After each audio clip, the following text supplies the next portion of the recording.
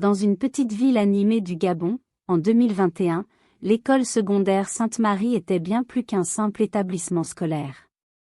C'était un lieu où les rires des élèves se mêlaient aux parfums alléchants des plats vendus à la récréation, où les couloirs résonnaient de conversations animées et où les mystères semblaient se cacher dans chaque recoin.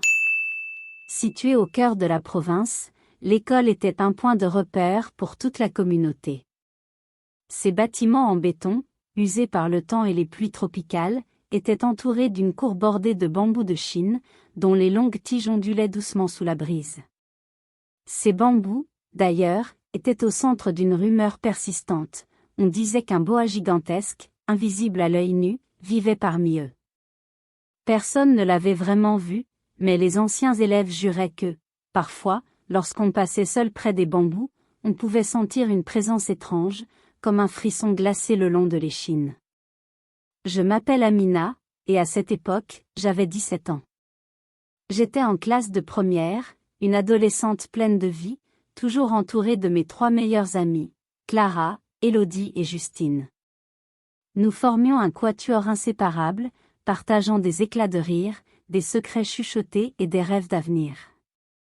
À l'école Sainte-Marie, nous passions nos journées entre les cours, les discussions animées sous le grand manguier de la cour, et les récréations, ces moments précieux où nous pouvions enfin relâcher la pression des études. Les récréations étaient un véritable rituel.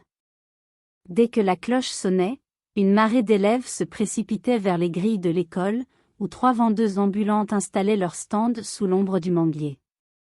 Chacune avait sa spécialité. La première, une femme aux joues rondes et au sourire éclatant, vendait des beignets sucrés, dorés et croustillants, qui disparaissaient en quelques minutes. La deuxième proposait des boissons fraîches, des sachets de jus de bissap ou de gingembre, parfaits pour se rafraîchir sous la chaleur écrasante. Mais c'était la troisième vendeuse qui attirait le plus l'attention. On l'appelait Tantine Rose. Grande, avec une démarche assurée et des yeux perçants qui semblaient tout voir, elle avait une aura particulière, presque magnétique. Son stand était le plus populaire, et pour cause, elle vendait des atchombos, du poulet grillé au barbecue, assaisonné avec du piment, de la mayonnaise et des épices secrètes qui faisaient danser les papilles. Ce n'était pas courant de trouver une telle nourriture dans une école, et pour moi, c'était une tentation irrésistible.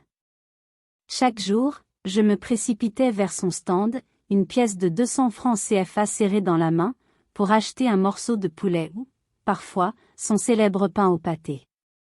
Ce pain, tartiné d'une pâte épaisse et savoureuse, était mon péché mignon.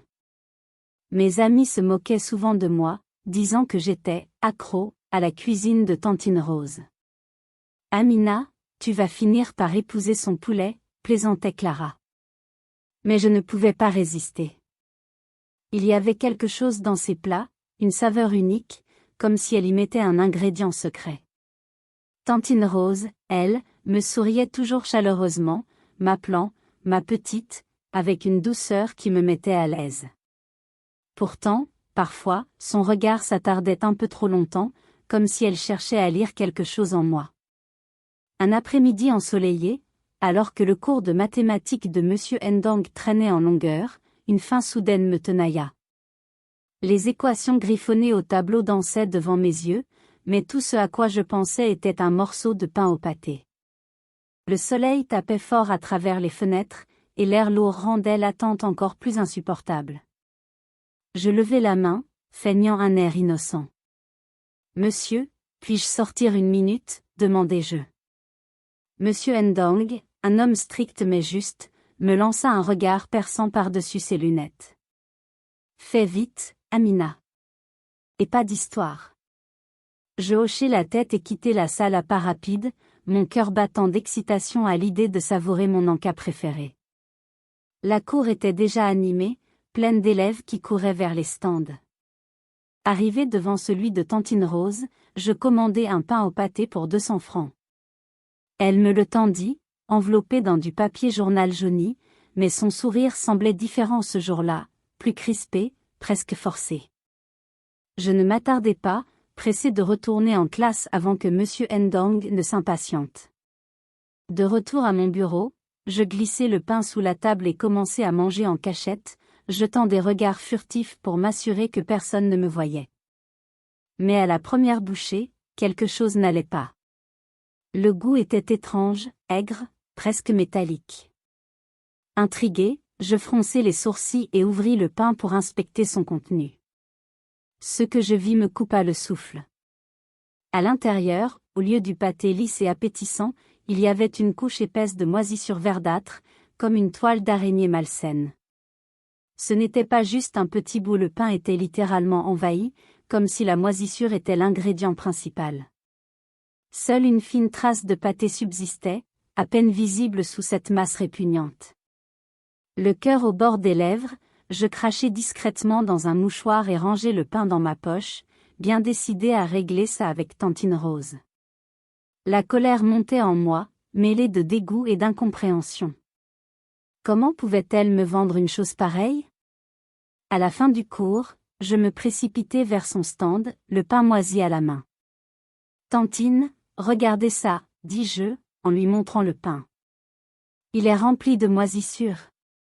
Comment vous pouvez vendre ça? Elle me fixa avec un regard étrangement froid, bien différent de son sourire habituel. Ses yeux semblaient fouiller les miens, comme si elle cherchait à deviner mes pensées. Puis, d'une voix basse, presque mélancolique, elle répondit, « Qu'est-ce qui me dit que ce n'est pas toi qui as mis ça là-dedans ?» J'étais abasourdie. Moi? Pourquoi je ferais ça? J'ai payé pour ce pain, Tantine. Sans un mot, elle fouilla dans sa poche, en sortit une pièce de 200 francs et me la lança avec un geste brusque. La pièce roula par terre, scintillant sous le soleil. Humiliée, je me baissai pour la ramasser, sentant les regards des autres élèves sur moi. La colère bouillonnait dans ma poitrine, mais j'étais en retard pour le cours suivant. Sans un mot de plus, je tournai les talons et partis, le cœur lourd. Ce soir-là, de retour chez moi, je racontai l'incident à mes amis, encore sous le choc. Nous étions assises sur le vieux canapé du salon, partageant une assiette de bananes plantain frites que ma mère avait préparée avant de partir en voyage. Elle m'a accusée d'avoir mis la moisissure moi-même. « Vous y croyez, ça ?» m'exclamai-je, la voix tremblante de colère. Clara fronça les sourcils, jouant avec une mèche de ses cheveux tressés. « C'est bizarre. Elle est toujours si gentille d'habitude. Peut-être qu'elle était juste fatiguée ?» Élodie hocha la tête. « Ouais, peut-être un mauvais jour. Mais quand même, c'est pas normal. » Justine, toujours la plus intuitive du groupe, posa son regard sérieux sur moi. « Amina, fais attention. Il y a quelque chose de pas net chez cette femme. Je l'ai toujours trouvée étrange. » Je haussai les épaules, mais au fond, j'étais troublée. J'aimais Tantine Rose. Elle m'avait toujours accueillie avec chaleur, et ses plats étaient délicieux. Pourtant, cet incident me laissa un goût amer, pas seulement à cause de la moisissure. C'était son attitude, son regard froid, ses paroles accusatrices. Quelque chose clochait, et je ne pouvais pas l'ignorer. Ce soir-là, seule dans ma chambre, je pris une décision. Plus jamais je n'achèterai chez elle, murmurai-je, comme un serment. Mes amis, elles, continuèrent à fréquenter son stand, tentés par l'odeur alléchante de ses achombos. Mais moi, je tins bon. Chaque fois que je passais devant Tantine Rose, je la saluais poliment, par respect. Elle me répondait avec son sourire habituel, parfois accompagné d'un « Comment vas-tu, ma petite ?» qui semblait sincère. Je me disais qu'elle avait peut-être eu une mauvaise journée, et j'essayais de ne pas y penser. Mais au fond de moi, une petite voix me murmurait de rester sur mes gardes. L'année passa, et je terminai ma classe de première avec succès. En 2022, je me retrouvais en terminale, le regard tourné vers le baccalauréat, cet examen qui déterminerait mon avenir. L'école Sainte-Marie n'avait pas changé, les mêmes couloirs bruyants, les mêmes bambous de Chine qui semblaient murmurer des secrets au vent, les mêmes rumeurs sur le boa invisible. Je m'étais habituée à ces histoires, les considérant comme des contes pour effrayer les nouveaux élèves. Mais parfois, en passant seul près des bambous, je sentais un frisson inexplicable, comme si quelqu'un ou quelque chose m'observait. En terminale, la pression des études s'intensifia. Les professeurs nous rappelaient sans cesse l'importance du bac, et les révisions occupaient la plupart de nos soirées. Pourtant, malgré le stress, j'essayais de rester fidèle à mes routines. Ma foi chrétienne était mon ancre. Chaque mercredi soir, je me rendais à l'église pour le culte, un moment où je trouvais paix et réconfort. Ma mère, une gendarme stricte mais aimante, était en voyage à cette période, laissant l'amie de la famille, tante Béatrice, s'occuper de la cuisine pour mon père, mon petit frère et moi. C'était un mercredi de mars 2022, jour d'épreuve pour le baccalauréat blanc. L'école bourdonnait d'une énergie nerveuse. Les élèves révisaient frénétiquement sous le manguier, échangeant des notes et des astuces de dernière minute. À la récréation, je remarquai que seules 2 vendeuses étaient présentes. La vendeuse de beignets avait une longue file d'attente, et celle des boissons était débordée. Mais Tantine Rose, fidèle à son poste, faisait griller ses atchombos, l'odeur alléchante du poulet emplissant l'air. Mon estomac gargouilla bruyamment. J'avais à peine mangé ce matin, trop concentré sur mes révisions. Mon meilleur ami, Lionel, me donna un coup de coude en riant. « Allez, Amina, juste un atchombo. Tu vas pas mourir de faim pour une vieille histoire, si ?» Je secouai la tête, déterminé. « Non, Lionel. J'ai juré de ne plus rien acheter chez elle. » Mais la faim était plus forte que ma volonté. Les effluves épicés du poulet me faisaient tourner la tête, et l'idée de rester le ventre vide pendant les longues heures d'épreuve était insupportable. Un ventre affamé n'a point d'oreille, murmurai-je, répétant un proverbe que ma grand-mère me citait souvent. Oubliant ma résolution, je m'approchai du stand de Tantine Rose et commandai un atchombo. Elle me le tendit avec un sourire étrange, presque trop large, ses yeux brillant d'une lueur que je ne pouvais pas déchiffrer. « Tiens, ma petite, dit-elle doucement. » Je pris le poulet et m'éloignai rapidement, pressé de manger. Assis à l'ombre avec Lionel, je pris une seconde pour prier, comme à mon habitude.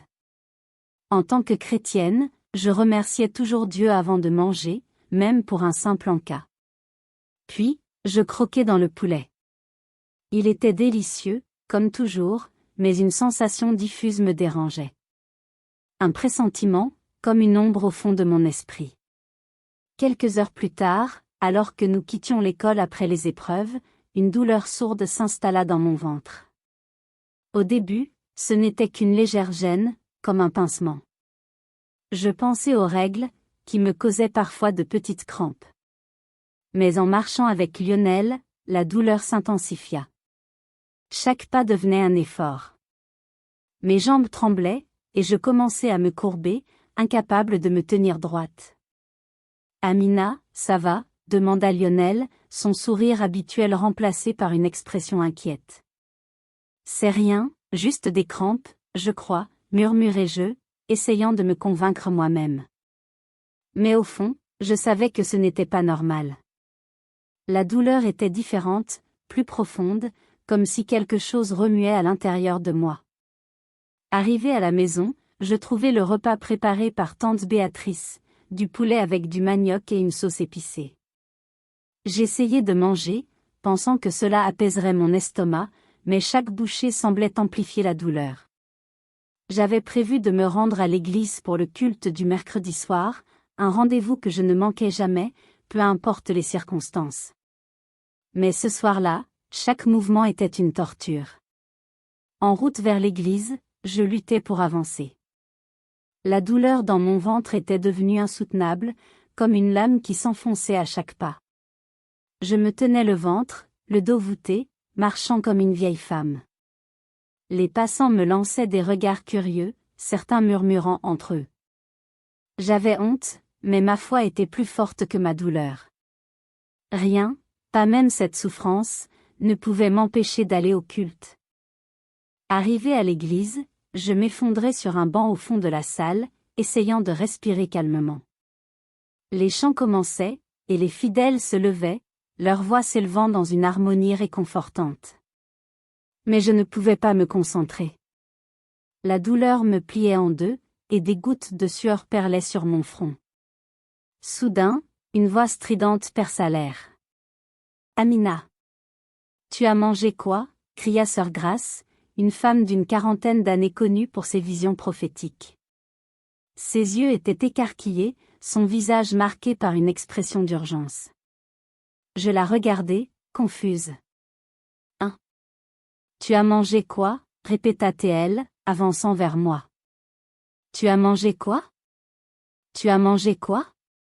Avant que je puisse répondre, une autre sœur, voyant mon état, me prit par le bras pour m'aider à me tenir droite. « Amina, tu es toute pâle. Qu'est-ce qui se passe? » J'ai mal au ventre, murmurai-je, la gorge nouée. Je crois que c'est mes règles. Mais sœur Grace secoua la tête, son regard perçant fixé sur moi.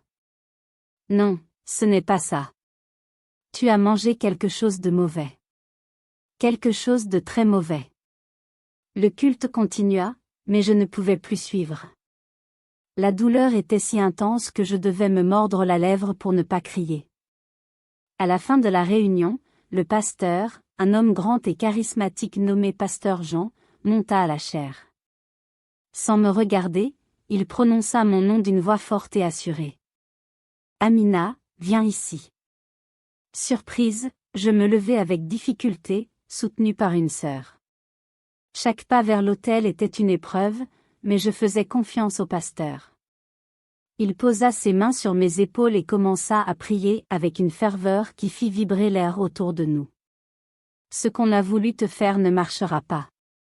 Dieu te protège. Le mal n'a pas de pouvoir sur toi. » À cet instant, une sensation étrange m'envahit. Une chaleur intense, presque brûlante, se répandit dans mon ventre, suivie d'une envie pressante. Je murmurai au pasteur que je devais aller aux toilettes, et il hocha la tête, continuant à prier. Je courus, ou plutôt je titubai, jusqu'aux toilettes à l'arrière de l'église. Ce que je vis alors me terrifia. En urinant, je vis du sang mais pas comme d'habitude. C'était épais, sombre, presque visqueux, comme si quelque chose d'étranger sortait de mon corps. Le flot ne s'arrêtait pas, et je restais figée, les mains tremblantes, incapable de comprendre ce qui m'arrivait. Ce n'était pas des règles. C'était autre chose, quelque chose de sinistre. Je passai de longues minutes dans cette petite cabine, luttant contre la panique, jusqu'à ce que le flot s'arrête enfin. Quand je sortis, épuisée et tremblante, le culte était terminé. Seul le pasteur, sœur Grace et quelques fidèles restaient dans l'église. Sœur Grace s'approcha de moi, son visage grave. « Amina, assieds-toi. Il faut qu'on parle. » Je m'effondrai sur un banc, encore sous le choc. Elle prit ma main et me regarda droit dans les yeux. « Ce que tu as ressenti, ce n'était pas une simple douleur. Tu as mangé la nourriture d'une femme mal intentionnée. » Je secouai la tête, incrédule. « Quoi? De qui vous parlez? » Elle prit une profonde inspiration et me raconta tout. « En 2021, quand tu as ramené ce pain moisi à Tantine Rose, tu l'as humilié sans le vouloir. Elle t'en a voulu, Amina. Elle a nourri une haine profonde contre toi. Elle a juré de se venger. Quand tu es revenu acheter ces atchombos aujourd'hui, elle a ensorcelé ta nourriture. » Mon sang se glaça. « Ensorcelé? Comment ça? » « Elle a invoqué un serpent spirituel pour te rendre stérile, » dit sœur Grace, sa voix tremblante de colère. « Ce que tu ressentais dans ton ventre, c'était ce serpent. Mais grâce à ta foi et à la prière du pasteur, il n'a pas pu rester en toi. Le sang que tu as vu dans les toilettes, c'était lui qui sortait. » Je fondis en larmes, incapable de retenir l'horreur et la peur qui m'envahissaient. « Mais pourquoi? Pourquoi moi? » Sœur Grace posa une main réconfortante sur mon épaule. Certaines personnes ont le cœur rempli de ténèbres. Mais Dieu t'a protégé. Sans ta foi, sans ta prière avant de manger, ce serpent serait resté en toi, et tu n'aurais peut-être jamais su ce qui t'arrivait. Elle poursuivit, et ses mots me glacèrent encore plus. Les bambous de Chine près de l'école n'étaient pas un simple décor. Ils abritaient un esprit maléfique, un boa invisible lié à Tantine Rose. Les rumeurs n'étaient pas des mythes. Ce serpent, ou son bébé, avait été envoyé en moi pour me détruire. Les gens du quartier le savent depuis longtemps, murmura Sœur Grace. Quand tu es seul près des bambous, tu peux sentir sa présence. Mais toi, Amina, tu es en Christ. C'est pour ça que le serpent n'a pas pu s'installer. Il a bougé, il a lutté, et c'est ce que tu ressentais. Je pleurais de plus belle, partagée entre la gratitude et la colère. Comment une femme que j'appelais Tantine, une femme que je saluais tous les jours, pouvait-elle me vouloir un tel mal? Tout ça à cause d'un pain moisi? C'était insensé, mais la vérité était là, terrifiante et implacable. Le lendemain, je racontai tout à ma mère par téléphone. Sa voix, d'habitude si calme, trembla de rage. Cette femme a osé s'en prendre à ma fille? Elle va payer pour ça. En tant que gendarme, ma mère ne plaisantait pas avec ce genre d'affaires. Elle organisa une descente à l'école avec son équipe pour midi. Mais quand j'arrivai à l'école à 7 heures, accompagnée de Lionel et de mes amis, le stand de Tantine Rose était vide. Pas une trace d'elle, pas un morceau de poulet, pas une braise dans son barbecue. Nous nous rendîmes à sa maison, située juste à côté des bambous de Chine. La porte était ouverte, mais l'intérieur était désert. Les meubles, la télévision, les vêtements, tout était là, intact, comme si la famille s'était volatilisée en pleine nuit. Tantine Rose, son mari et ses 2 filles avaient disparu. L'école entière était en émoi. Les élèves chuchotaient dans les couloirs, certains effrayés, d'autres fascinés. On dit qu'elle était une sorcière, murmura une fille de ma classe. Les bambous de Chine, c'est là qu'elle puisait son pouvoir. Ma mère arriva à midi avec son équipe, mais il n'y avait plus rien à faire. Tantine Rose et sa famille s'étaient évanouis dans la nature, comme des fantômes. Personne ne les revit jamais. Les rumeurs disaient qu'ils avaient fui la ville, peut-être même le pays, pour échapper à la justice ou à quelque chose de plus sombre encore.